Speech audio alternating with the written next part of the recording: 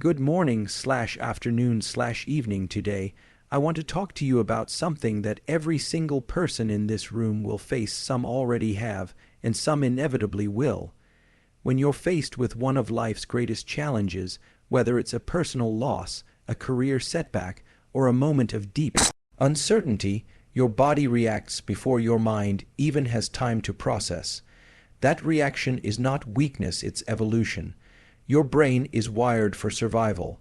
The moment your nervous system perceives a threat, real or imagined, it activates a cascade of biological processes designed to keep you alive. Your heart rate increases, breathing becomes shallow, blood is redirected away from long-term thinking and into immediate reactive systems. The amygdala, the part of your brain responsible for detecting danger, lights up and sends a powerful signal: something's wrong. At the same time, your prefrontal cortex, the area of the brain responsible for reasoning, long-term planning, and self-regulation, becomes less active. This is why, in moments of extreme stress, people say things they don't mean, make impulsive decisions, or feel like they can't think clearly. The system is working as designed. Short-term survival takes precedence over long-term vision.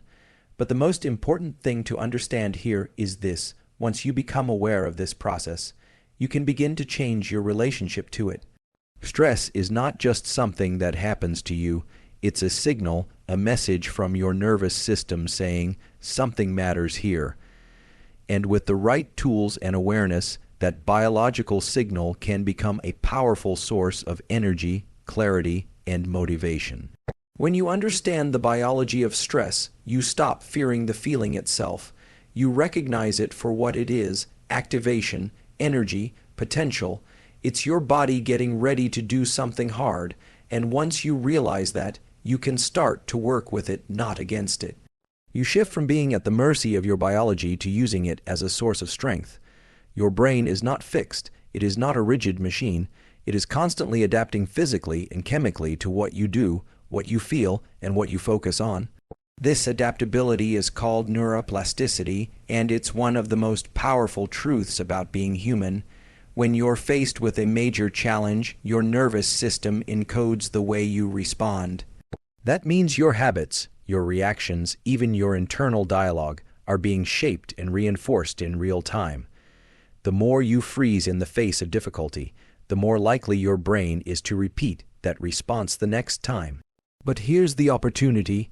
Every experience, no matter how painful, is a chance to rewire. Neuroplasticity doesn't require perfection. It requires repetition.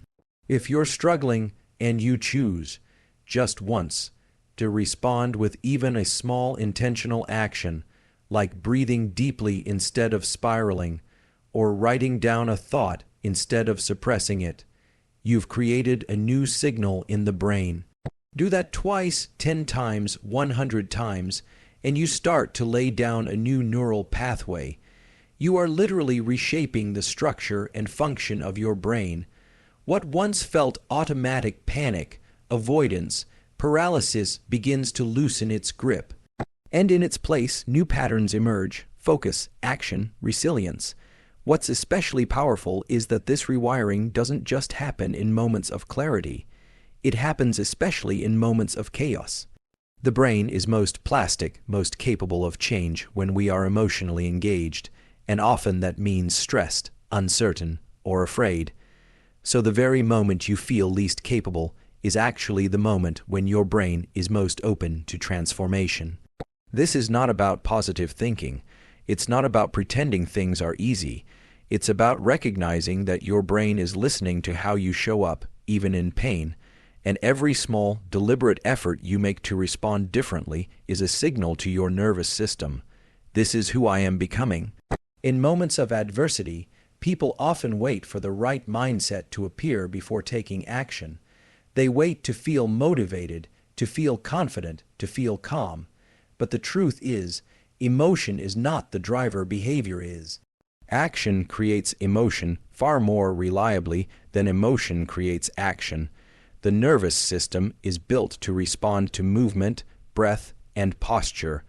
These physical signals feed directly into the brain and shape your internal state. That means if you want to change how you feel in the midst of a challenge, you have to start by changing what you do even in small ways. Think about it this way. When you're overwhelmed, your instinct might be to collapse inward, your shoulders slump, your gaze drops, your breathing becomes shallow, and your brain interprets that posture as a signal that you're under threat and powerless. But if you do the opposite, if you stand upright, deepen your breath, raise your gaze just slightly, you send a different signal. You're still in the storm, but you're facing it. This isn't psychological trickery. It's physiology. Your brain listens to your body far more than we tend to realize. The same principle applies to any habit of resilience.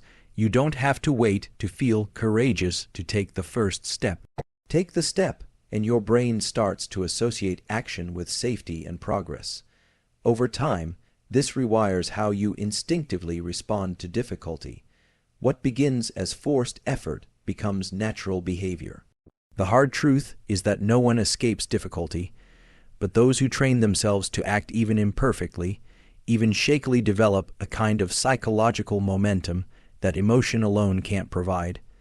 Waiting to feel ready is a trap. The nervous system is designed to follow patterns. If your pattern is hesitation, then your brain will continue to deliver hesitation. But the moment you interrupt that with a small action, standing up, walking forward, taking one intentional breath, you start carving a new path. And from that new behavior, the emotional clarity eventually follows. Behavior first, emotion second. That's how real change begins. One of the most overlooked tools for overcoming stress and challenge is your visual system. The way you use your eyes quite literally shapes how your brain and body respond to the world. When you're under pressure or in a high-stress state, your eyes tend to move rapidly. Your visual field narrows. This isn't just a symptom of stress, it's part of how your brain processes threat. Narrow, jittery vision tells your nervous system that you're in danger. It amplifies the feeling of urgency, anxiety, and chaos. But here's the powerful part. Because this system is bidirectional, you can use it in reverse. You can deliberately change your visual behavior to change how your brain and body feel. If you pause in a moment of stress and consciously widen your gaze, allowing your peripheral vision to open up, you send a calming signal to the brainstem. This part of the brain governs your autonomic nervous system, which controls things like heart rate, breathing, and stress hormones. Simply by relaxing your visual focus, you're telling your nervous system, I'm not being chased. I can handle this. It may sound small, but these physical inputs are the fastest way to shift out of panic and into presence. The same applies to attention. Where you place your mental focus and how tightly you hold it determines what your brain perceives as important. In overwhelming moments, people often try to solve everything at once. But your brain can't function effectively that way. It thrives on selective focus. When you narrow your attention intentionally, when you say, let me just solve this one piece, you regain a sense of control. And control, even over something small, gives your nervous system a sense of safety. So whether it's through your literal vision or your internal focus, you always have access to a steering wheel. It doesn't eliminate the storm, but it gives you the ability to navigate it. And in the hardest moments, that ability to direct your mind visually, cognitively, behaviorally can be the difference between spiraling and staying steady. You don't need total clarity to move forward. You just need to focus your attention on one thing you can influence. From there, the path begins to unfold. Discomfort is not the enemy. In fact, it's often the most reliable sign that your brain and body are entering a state of change. When you feel discomfort, whether it's fear, uncertainty, or emotional resistance, what you're actually experiencing is a surge of neurochemicals that signal the nervous system to pay attention. These signals are not there to stop you, they're there to prepare you. Your brain doesn't grow stronger in comfort. It grows in the presence of challenge when it's forced to adapt, to rewire, and to let go of outdated patterns that no longer serve you. The key is not to run from discomfort, but to reinterpret it. Most people associate it with failure or weakness, as if struggling means something is wrong. But the reality is, when you step into something hard, your brain begins releasing a blend of chemicals like norepinephrine and dopamine. Norepinephrine sharpens your focus and heightens your alertness. Dopamine, when released not as a reward but in pursuit of effort, reinforces persistence. That cocktail effort-induced reward is one of the most powerful drivers of long-term change. What does that mean in practice? It means that the moment you feel resistance, you are entering the zone of growth. Your nervous system is stretching its capacity, and instead of interpreting that resistance as a stop sign, you can learn to see it as a green light. That shift in perception is everything. It turns fear into fuel. It transforms the unknown from a threat into an opportunity for neural expansion. This doesn't mean you should push recklessly through every challenge. But it does mean that the discomfort you're feeling, the racing heart, the self-doubt, the emotional friction is not a signal to retreat. It's a sign that your brain is doing exactly what it was built to do: learn, adapt, and prepare for a different future. Every time you stay present in the discomfort, without numbing it or running from it, you're giving your nervous system a message: I can handle this. I'm not breaking down. I'm breaking through. Understanding this changes the way you meet adversity. You stop chasing comfort and start embracing challenge as a form of internal training. Because every challenge met with awareness is not just a test, it's a neural investment in the person you're becoming. Overcoming life's greatest challenges doesn't start with grand gestures. It starts with small, consistent behaviors that regulate your nervous system over time. Your ability to handle stress, uncertainty, and pain isn't just about willpower or mindset. It's about how well your physiological systems are prepared to carry the load.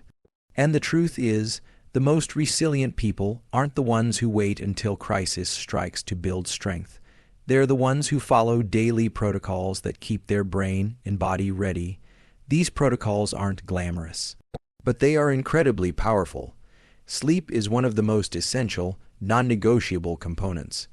When you sleep well, your brain consolidates emotional experiences, resets cortisol levels, and strengthens cognitive function.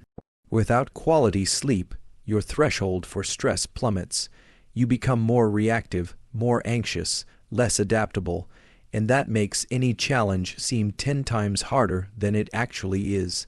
Sunlight, especially in the first hour of the day, is another foundational input. Morning light regulates your circadian rhythm, boosts dopamine levels, and sets the tone for your mental clarity and emotional balance throughout the day. Just 10-15 minutes of natural light in your eyes each morning can dramatically improve your ability to think clearly and respond calmly under pressure. Movement, too, is essential, not just for physical health, but for neural resilience. When you move your body, you release chemicals that reduce inflammation, increase brain plasticity, and elevate mood. Exercise doesn't just help you feel better in the moment. It rewires your nervous system to tolerate more stress in the future. You build a brain that's not just reactive, but adaptive. Nutrition plays a subtler but equally critical role. Stable blood sugar, balanced micronutrients, and a diet that supports gut health can mean the difference between a stable mood and a volatile one. The brain is an energy, hungry organ, and the way you fuel it directly affects how well it can regulate under stress. And then there's social connection. Human beings are wired for relational safety. Isolation creates physiological stress. Meaningful connection, whether through deep conversation, shared experience, or simply being seen, releases oxytocin and lowers the stress response. It tells your nervous system you're not alone, and that alone can be a lifeline in your hardest moments. All of these daily practices are inputs. They don't fix the external challenges you'll face in life, but they do determine the internal strength you bring to meet those challenges. When practiced consistently, they build a system that's not just surviving adversity, but growing through it. Because resilience isn't built in a moment.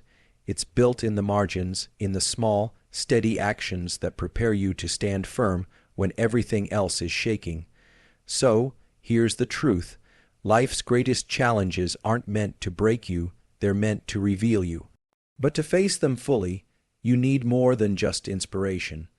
You need tools, awareness, and discipline rooted in how your mind and body actually function. Stress isn't your enemy, it's information. Discomfort isn't weakness, it's the signal for growth. And resilience isn't something you're either born with or not, it's something you build, one deliberate action at a time. You don't need to control everything around you.